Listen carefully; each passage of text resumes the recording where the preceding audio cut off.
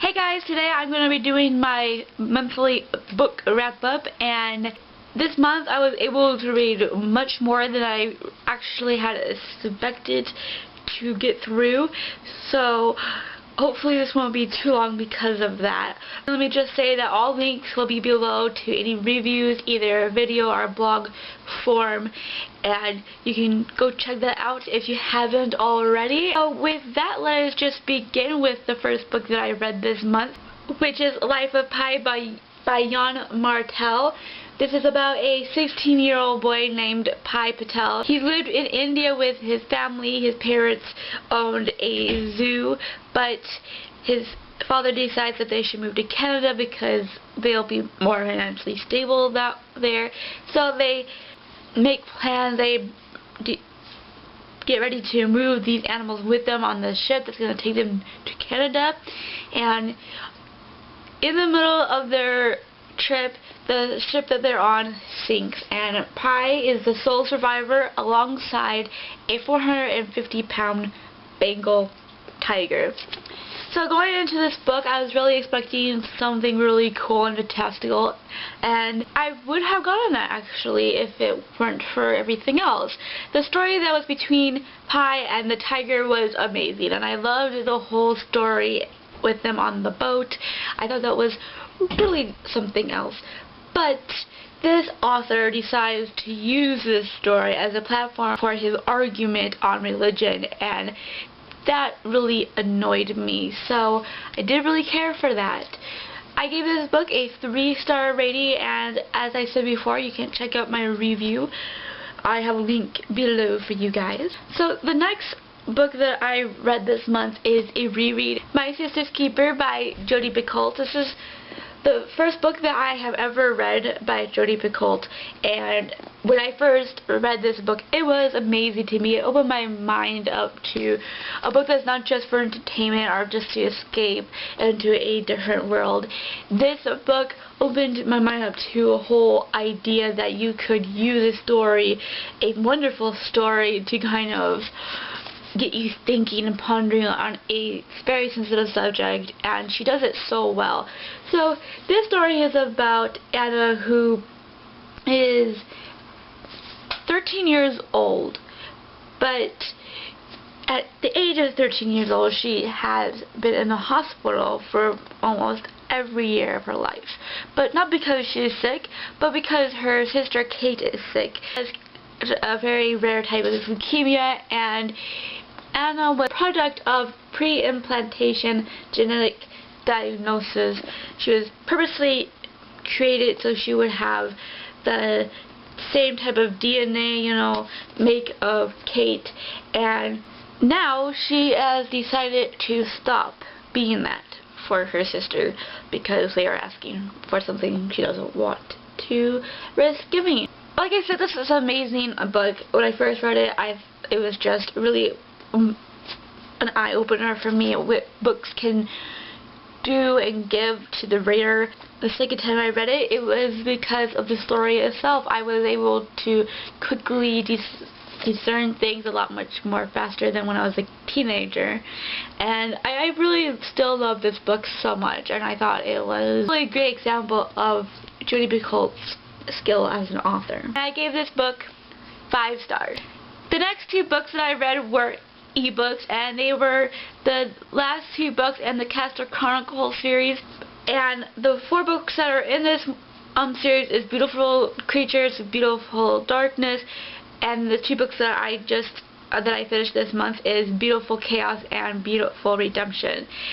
This whole story begins with Lena and Ethan, and it stays with them, of course, and Ethan's been having dreams about a girl that he's been trying to save, but he never really knows how it ends. And one day, the girl in his dreams shows up in town, and things just start happening from there, and it just goes crazier, and each book got much more crazier.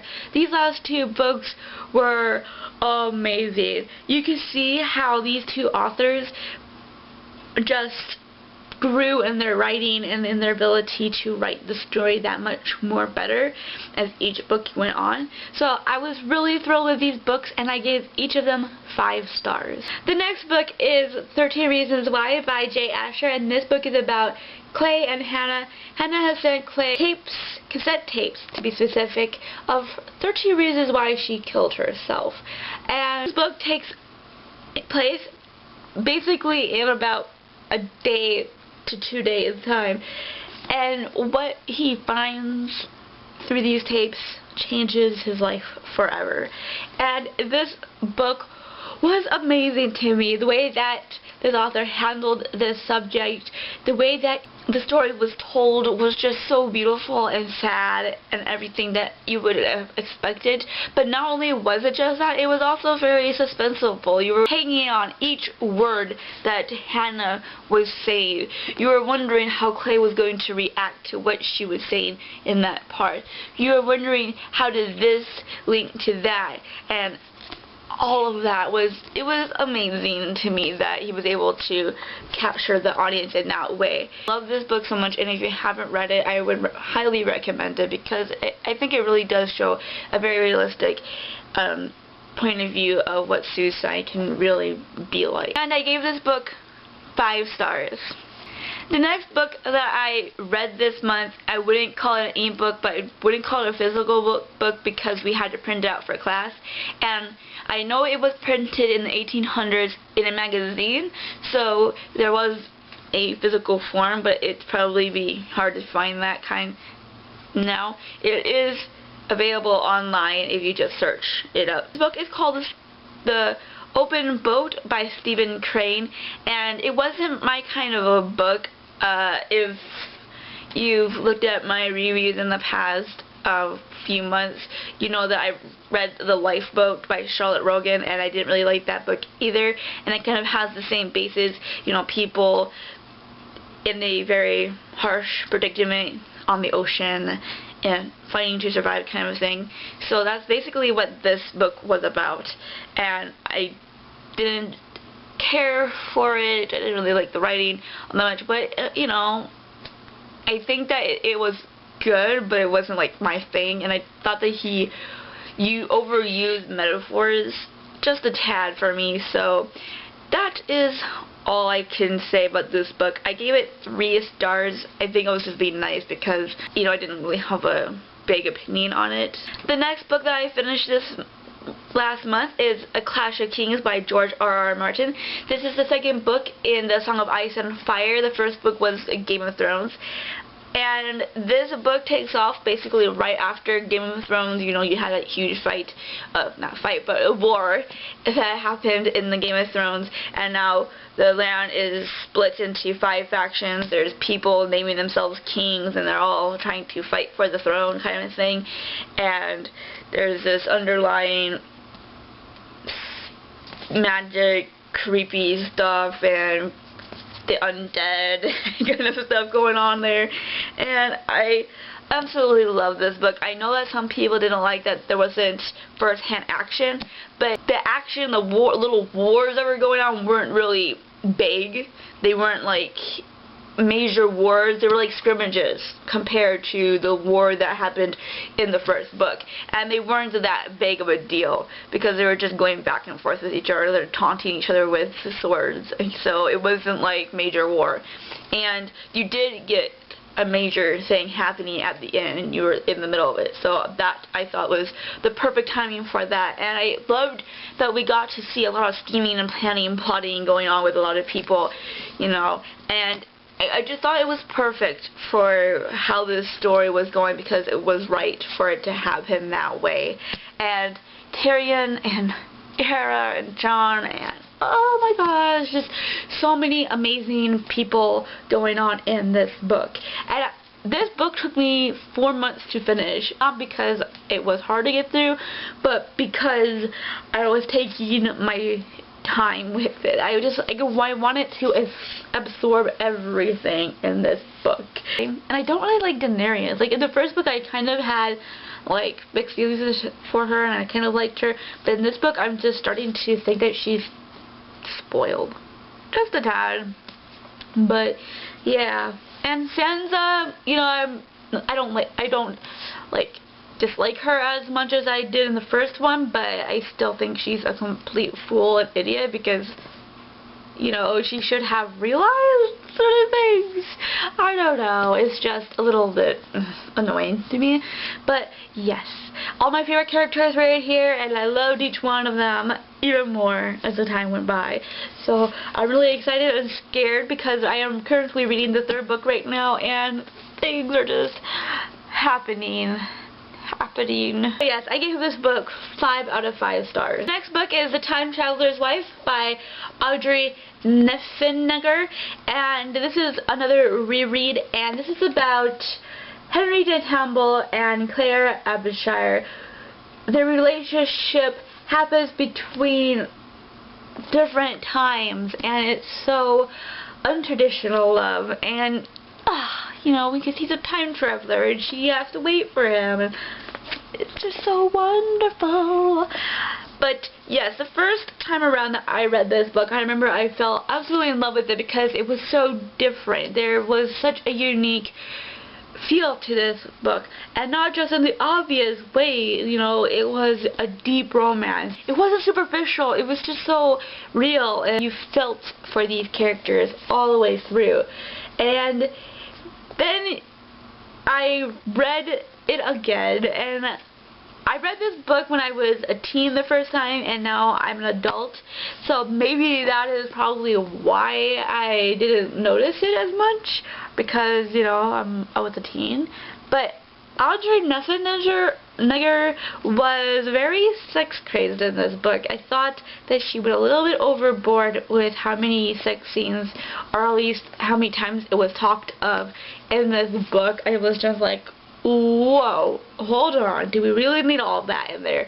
And I can understand where people were kind of iffy with Henry, because there were times where he did things and you were just like, I don't know, but he's such a great guy, you know, I can't help it, and I understood what he was doing and why he was doing it, so I had to drop it a star. I gave it 5 stars before. I have to give it 4 stars now, but I still love it just as much. The next 2 books I finished basically in one day because they were ebooks and they were free, so there was nothing to worry about. And I didn't actually technically finish one of them, but I counted it because I gave it a shot, and I don't think that anybody could blame me for it, because it's kind of one of those things where you're just like, I'm not really into incest, or like when they make it like it's right, okay, because this author was basically saying that incest was okay because the 2 people were like falling in love, and they were just, you know, they were siblings basically, and I was just like, ew, gross, no, I'm done. And this book that I'm talking about is a family affair, and this book was basically not even good from the very beginning, so the writing and everything wasn't all that great for me. But the whole idea that she seemed okay with the idea that these 2 were like brothers and sister, and that was okay, was just a really major turn off for me. I don't know, maybe it's just weird, and maybe people are gonna hate me for it, but I couldn't get over that. I just couldn't enjoy that, because to me that's kind of disgusting. And I know the Song of Ice and Fire has incest, but the author is not saying that it's right, you know, so whatever, you know. So if anybody wants to yell at me, go ahead. But I gave that 1 star. The next free ebook that I got was Claimed, and this book was so horrible on so many levels. Could someone who is a professed author who, you know, who's giving this book out for people to read, could let this book out into the world? I mean, how? Why? Do you have no respect for yourself or the people who are going to be reading this book? And I was just like, no wonder this book is free. It's not even worth money. It's so horrible. And I don't want to sound mean or anything, but for me, it's really, it's one thing when the book has a few mistakes here and there. I can handle that. I can understand that.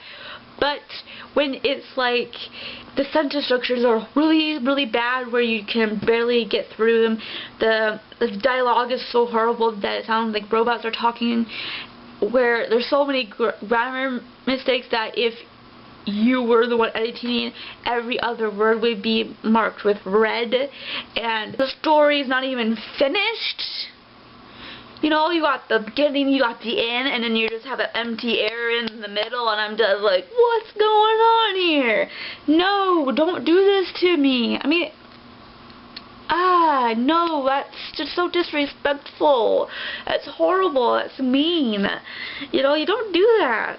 Okay? Just don't. No. So I gave that one, of course, which is pretty obvious, a 1 star out of 5 rating. So, yeah, that is it. I hope that you liked this. If you did, please thumbs it up. And if you haven't subscribed and you like what you're seeing, please subscribe. I'll see you soon. Bye.